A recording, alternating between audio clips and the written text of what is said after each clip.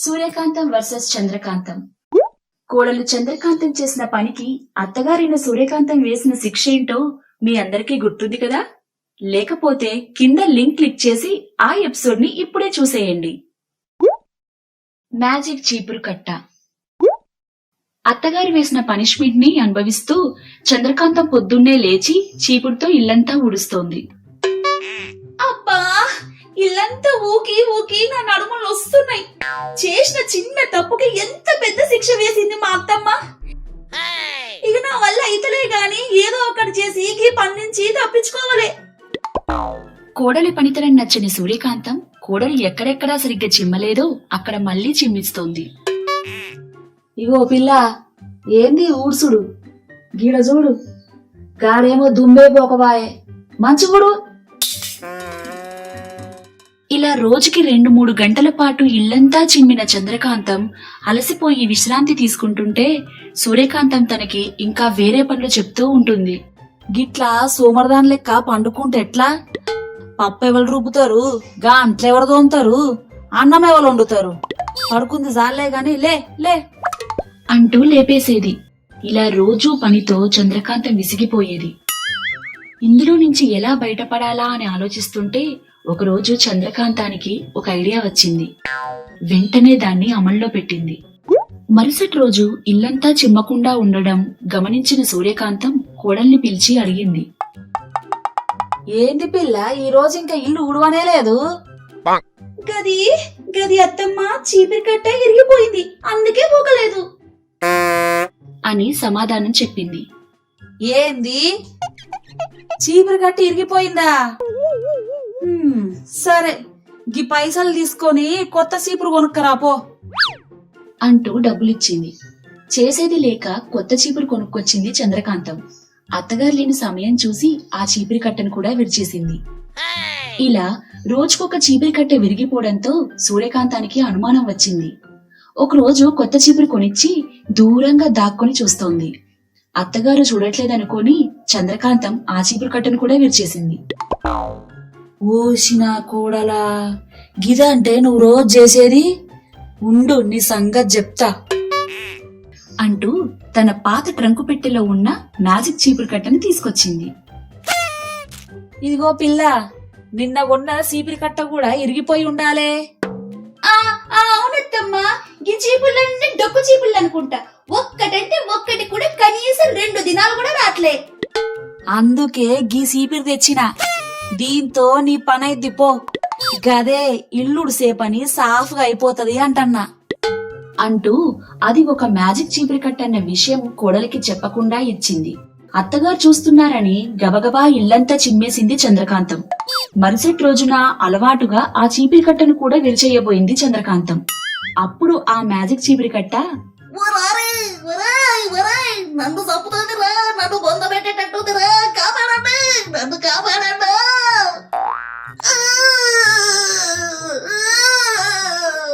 అంటూ ఆ చీపిరి కట్ట పెద్దగా కేకలు పెట్టింది. అవాక్కైంది చంద్రకాంతం. తిరిగి చూస్తే తన అత్తమ్మ, మామగారు, తన భర్త అందరూ తన చుట్టూ పోగయ్యారు. అంటే గదిగా టీవీ సీరియల్లో అందరూ టీవీ వైపు చూశారు. టీవీ ఆఫ్ లో ఉంది. అందరూ చంద్రకాంతం వైపు చూశారు. ఇప్పుడే కరెంటు పోయింది కదా, అందుకే టీవీ బంద్ అయి ఉంటది. అందరూ మళ్ళీ పైకి చూశారు. సీలింగ్ ఫ్యాన్ తిరుగుతూనే ఉంది. ఇక అయితే గదిగా పక్కింటి వాళ్ళ టీవీ కావచ్చు అంటూ తేలుకుట్టిన దొంగలా సైలెంట్ అయిపోయి మళ్ళీ ఇల్లు చిమ్మడం మొదలుపెట్టింది. అమ్మా అత్తమ్మా, నేను రోజుకో చీపిరి విరగొడుతున్నానని నీ మ్యాజిక్ చీపిరి అంటగొడతావా?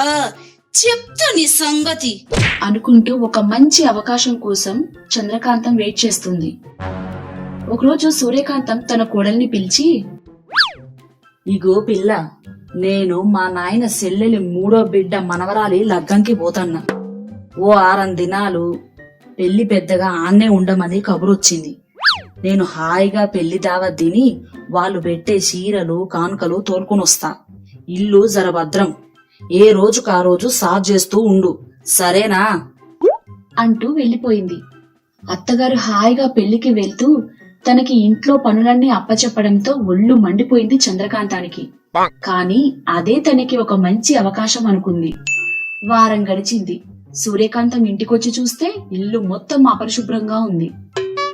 ఏందిది, ఇల్లంతా ఇంతగానం దుమ్ము పట్టుంది.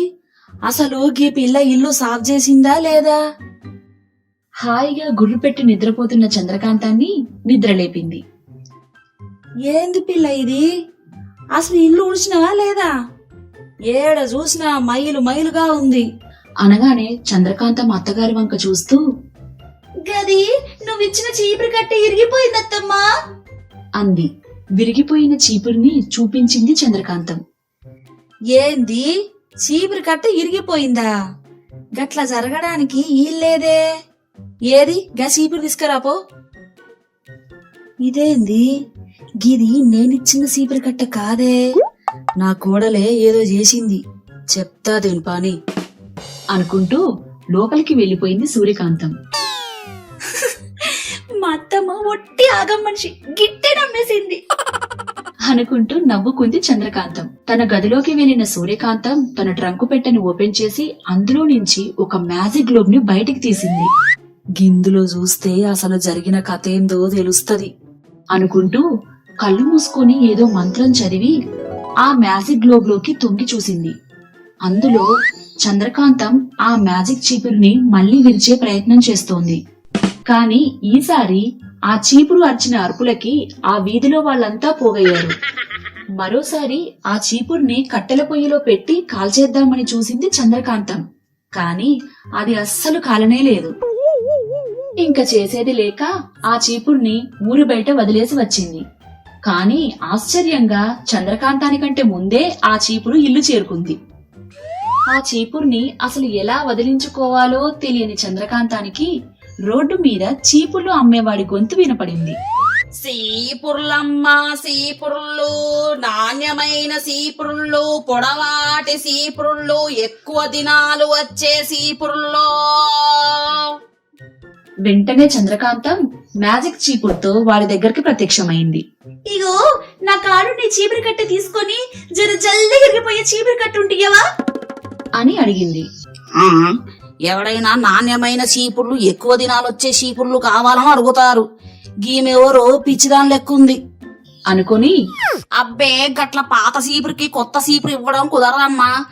అయినా మా కాడ గసోటి నాసిరకం చీపుర్లు ఉండవు, గివి మస్తు స్ట్రాంగ్ చీపుర్లమ్మా అంటుండగా చంద్రకాంత టక్కున ఒక చీపురు తీసుకొని విరిచేసింది. ఆ చీపుర్లని గిట్ల చెక్ చేసి కూడా కొంటారా? అంటే గది కొంచెం డ్యామేజ్ ఉన్న పీస్ అయి ఉంటది అంటూ సమర్థించుకుంటుంటే, అరే ఇది మస్తు తేలిగిరిగిపోయిందే, నాకు గిసోటి చీపుర్లే కావాలా వింతగా చూశాడు ఆ వ్యాపారి. ఈమె మాగం మనిషిరా బాబు. సరే ముందుగా ఇరిగిపోయిన చీపురికి పైసలు ఇయ్యమ్మా అన్నాడు. ఇస్తాను, దానికిస్తాను, ఇంకో దానికిస్తాను. కానీ ముందుగల నువ్వు నా దగ్గరున్న చీపురు కట్ట తీసుకోవాలి. కావాలంటే నేనే నీకు పైసలు ఎదురిస్తా అంటూ తన దగ్గరున్న మ్యాజిక్ చీపుర్ని చూపించింది. ఆ చీపురుని చూసిన వ్యాపారి, అబ్బా మస్తు ఉందే, అచ్చం కొత్త దాని లెక్క ఉంది. పిచ్చి మొహంది, గింత మంచి చీపురుతో పాటు పైసలు కూడా ఇస్తానంటోంది. అంటే ఏదో మతలబు ఉండే ఉంటది. కొద్దిగా మొండి చేస్తే బాగా పైసలు చేసుకోవచ్చు అనుకున్నాడు మనసులో. అబ్బే గీ మోడలు పాతదమ్మా, ఇప్పుడు ఎవ్వరు కొనట్లే అంటూ నసిగాడు. సరే ఓ 100 రూపాయలు తీసుకో. 150 రూపాయలు ఇవ్వండి, తీసుకుపోతా. లేకపోతే మీ చీపురు కట్ట మీరే ఉంచుకోండి అన్నాడు చంద్రకాంతాన్ని పరీక్షిస్తూ. ఎలాగైనా ఆ చీపుర్ని వదిలించుకోవాలని సరే అంది చంద్రకాంతం. జరిగిందంతా చూసిన సూర్యకాంతం ఆశ్చర్యపోయింది. కోడలి మీద కోపమొచ్చింది. ఎలాగైనా కోడలికి తగిన బుద్ధి చెప్పాలనుకుంది. వెంటనే ఆ మ్యాజిక్ గ్లోబ్లోకి చూస్తూ ఏదో మంత్రం చదివింది. తన మ్యాజిక్ చీపురుతో ఉన్న ఆ వ్యాపారి తన భార్యకి దాన్ని చూపిస్తూ, చూడు దీన్ని గిట్లా ఎంత కమ్ముతాను అంటూ తన భార్యతో మాట్లాడుతుండగా ఆ మ్యాజిక్ చీపురు ఒక్కసారి గాల్లోకి లేచి వాళ్ళిద్దరిని చితక బారేసింది.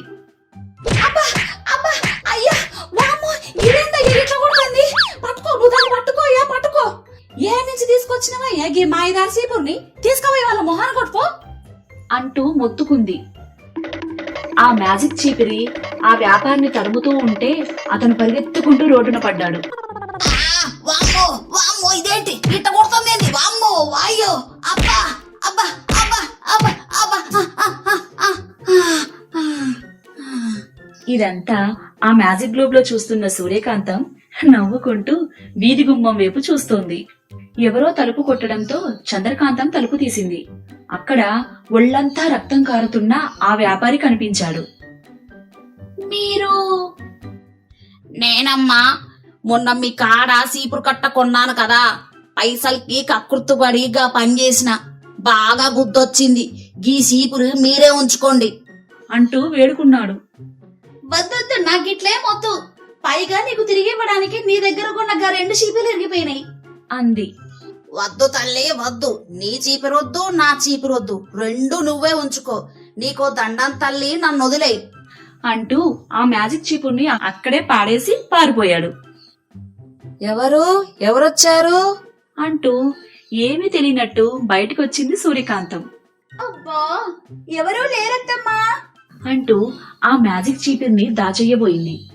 సూర్యకాంతాన్ని చూసిన ఆ మ్యాజిక్ చీపిరి గాల్లోకి లేచి తల్లిని చేరిన చిన్న పిల్లవాడిలాగా వచ్చి ఆమె పక్కన నించుంది. దాన్ని చూస్తూ ఆనందంతో హత్తుకుంది సూర్యకాంతం. సూర్యకాంతం చేతిలో ఉన్న ఆ మ్యాజిక్ చీపిరి ఒక్కసారిగా గాల్లోకి లేచి తనంతట తానే ఇల్లు మొత్తం శుభ్రం చేయడం మొదలుపెట్టింది. అది చూసి ఆశ్చర్యపోయింది చంద్రకాంతం. గీది నాకు మా అత్తగారిచ్చిన మ్యాజిక్ చీపిరి.